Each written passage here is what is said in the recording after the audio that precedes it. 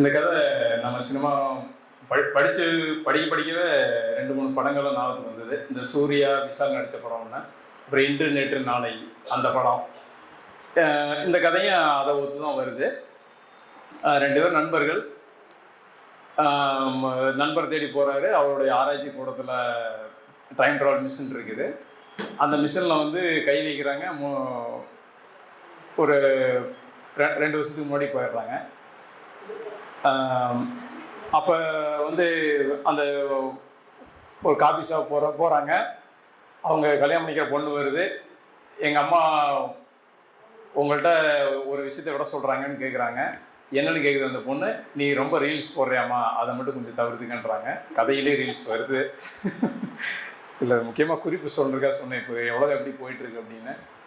அதனால் அந்த அவங்க 2 பேரும் அப்புறம் 2 பேர் ஒரு நண்பர் பயப்படுறாரு. அந்த ராமன்ற நண்பர் ஆராய்ச்சி கூடத்தில்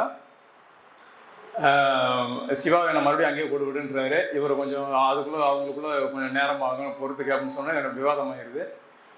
அதுக்குள்ளே அதில் ஒரு கரண்ட் ஷாக் அடித்து ராம இறந்துடுறாரு.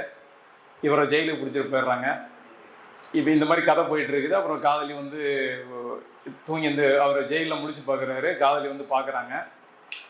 பார்த்துட்டு இந்த மாதிரி என்ன நடந்தது அப்படின்னு கேட்குறப்ப, இந்த மாதிரி ராம இறந்துட்டாரு, அது சம்மந்தம் உங்களை கைது பண்ணிட்டு வந்திருக்காங்க, விசாரணை நடத்துது அப்படின்னு சொல்லிட்டு, இல்லை நான் கொல்லவே இல்லை, அது விபத்துன்னு சொல்லிட்டு வெளியே வர்றாங்க.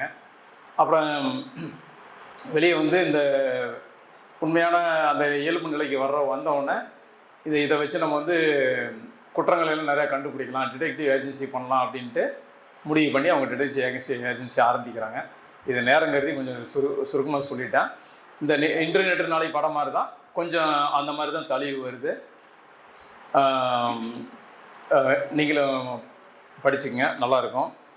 அப்புறம் எனக்கு மட்டும் இந்த டிவைஸ் கிடச்சிருந்தா, இப்போ இருக்கிற அரசியல்வாதி சொல்கிற மாதிரி நான் வந்து தடுத்துருவேன்ற மாதிரி இந்த டிவைஸ் இருந்தால் தடுத்துடலாம். அது நிஜமாகவே இந்த டிவைஸ் இருந்தால் தடுத்துடலாம். அப்புறம் இந்த டிவைஸ் எனக்கு இருந்தது அப்படின்னா, இந்த டிவி கண்டுபிடிச்சவரையும் செல்ஃபோன் கண்டுபிடிச்சவரையும் உண்மையிலேயே தடுத்திருப்பேன். என்னை கண்டுபிடிக்காமல் தவிர்த்திருப்பேன். அப்பா வேணாம்ப்பா, பின்னாடி இவ்வளோ பிரச்சனையாகும், தயவுசெய்து தடுக்க, இந்த பொருளை தயாரி இதை வந்து கண்டுபிடிக்க வேணான்னு தவிர்த்திருப்பேன்.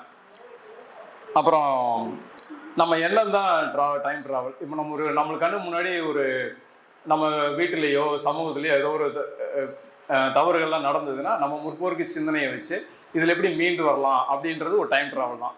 இப்போ ஒரு சம்பவம் நடக்க போகுது, ஒரு சம்பவத்தை வந்து நம்ம வந்து தவிர்க்கணும் அப்படின்னா, அந்த தவிர்க்கக்கூடிய விஷயங்கள்ல எந்த மாதிரி கேள்வியெல்லாம் நம்மளுக்கு வரும், அதை எப்படி நம்ம ஃபேஸ் பண்ணணும், எப்படிலாம் கேள்வி வரும்னு சொல்லி நம்ம நிறைய விடைகளை, முற்போருக்கு சிந்தனை இருந்தால் மட்டும்தான் அது நிறைய உங்களுக்கு வரும். அந்த சிந்தனையோடு நம்ம அதுக்கு உண்டான விடைகள்லாம் எடுத்து வச்சிட்டோம்னா, அந்த சம்பவம் நடக்கிறப்ப நம்ம நிறைய ஆன்சர் கொடுத்துட்டு அவங்கள வந்து நம்ம கடந்து அந்த நிகழ்வையும் நம்ம சக்ஸஸை கொண்டு போகலாம். நம்ம எண்ணங்கள் தான் டைம் ட்ராவல்.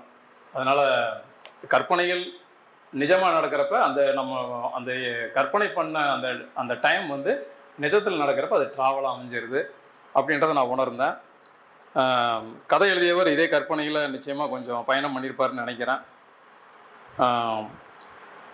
அதனால் இந்த மாதிரி கதைகள் அவர் எழுதியிருக்கலாம்.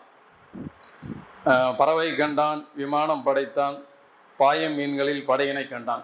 அதே போல் தான் நம்முடைய எண்ணங்களையும் நம்ம சரியாக வழிநடத்தணும்னா நம்ம கண்டிப்பாக ஒரு நல்ல சிந்தனையில் கொண்டு போய் விடுது, செயல்பாட்டிலே விடுது. அறிவியல் ஆரோக்கியமானது தான். அந்த அறிவியல் நம் அறிவை அடிமையாக்காத வரை சிறப்பான அறிவியல். அறிவியலை நம்ம அறிவை அடிமையாக்காமல் அறிவியலை பயன்படுத்திக்க வாழ்த்துக்கள். நன்றி.